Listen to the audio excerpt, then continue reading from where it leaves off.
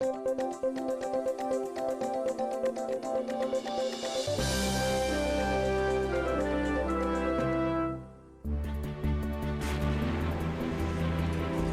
on water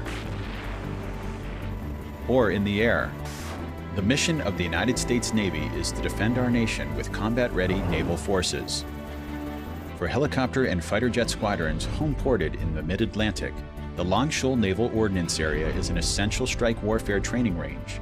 Here, aircrews conduct bombing and gunnery training exercises against a simulated enemy target, a decommissioned barge that rests partially submerged in the shallows of North Carolina's Pamlico Sound. Beyond the borders of the small training range, the largest sound on the East Coast bustles with activity from fishing, tourism, and wildlife. As the commanding officer, probably the largest challenge that I face is maintaining the right balance between the operational requirements of the airspace and sea space training ranges that I have against the interests of the community and the taxpayers, maintaining that balance, ensuring that while we need to operate and do the mission that we have to do, that we're always taking care to be good stewards of that airspace, of that water space, and be good neighbors to those that allow us to train and be ready for war.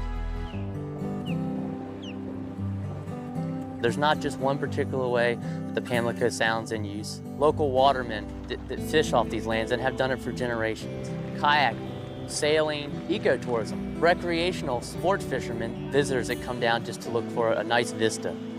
Use of the Sound for recreational and commercial purposes dates back to the late 1800s, when oyster harvesting became the backbone of the region's economy and cultural heritage. Over time, over-harvesting with destructive fishing gear, shoreline development, and pollution depleted Pamlico Sound's once plentiful oyster habitat. The oyster reefs have been historically one of the habitats that's lost the most in the Sound. Old maps in North Carolina showed very significant oyster reefs throughout the Pamlico Sound. Those do not exist anymore. Free-swimming oyster larvae require availability of hard habitat to settle and grow. Settled oysters filter algae and contaminants, improving water quality as they feed. The loss of oyster habitat has affected the entire ecosystem, from reduced water clarity to lessened wildlife habitat, to reduced ability to protect shorelines from wave energy and storm surge during hurricanes. Oyster reefs in general provide a lot of habitat for a lot of different species. The reefs create their own little world. The clearer the water is, the better the grass beds, the more grass beds there are for the juvenile fish and shrimp to grow up in. Without the oysters, you don't get the water clarity, you don't get the habitat. Oysters are a piece of the puzzle. They're the kind of the building block. In 2003, a Category 2 hurricane barreled through Pamlico Sound.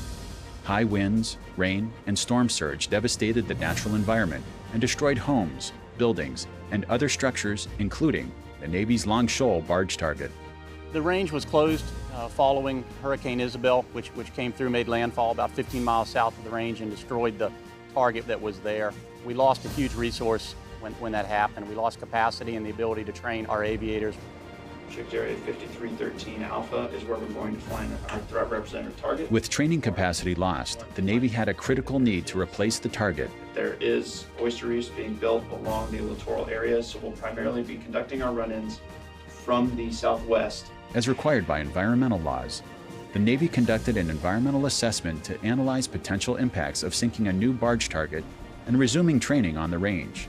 The assessment determined that these activities would disturb the range's sandy bottom habitat. In consultation with state and federal environmental agencies, the Navy saw an opportunity to not only offset range disturbances, but also provide a more substantial benefit to the Sound's entire ecosystem. The Navy partnered with the North Carolina Division of Marine Fisheries and the Nature Conservancy to create 5 acres of new oyster habitat 12 miles west of the training range. This is a very important key location for North Carolina's Oyster Sanctuary Network, so it was very beneficial to us to be able to partner. I think that having all 3 of these organizations working together has put together a good project in the water. If you're going to do anything to improve the system, this is one of the best things you can do.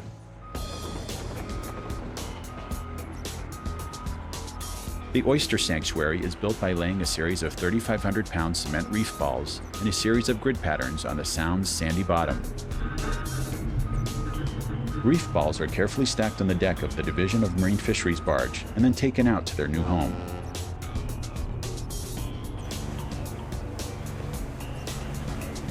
About as pretty a day as you're going to get from Mexico Sound. We go to the Longshore Oyster Sanctuary site and we set a flag on the GPS coordinates, deploying the 22 units at 16 different degree marks, compass headings. And the units are deployed to give an even spread of material on the bottom. The Navy deployed 900 reef balls, creating 5 acres of habitat in what is now called the Long Shoal Oyster Sanctuary. Let her go. The reef balls provide the hard surface needed for oyster settlement and in time will become the foundation of a thriving oyster reef.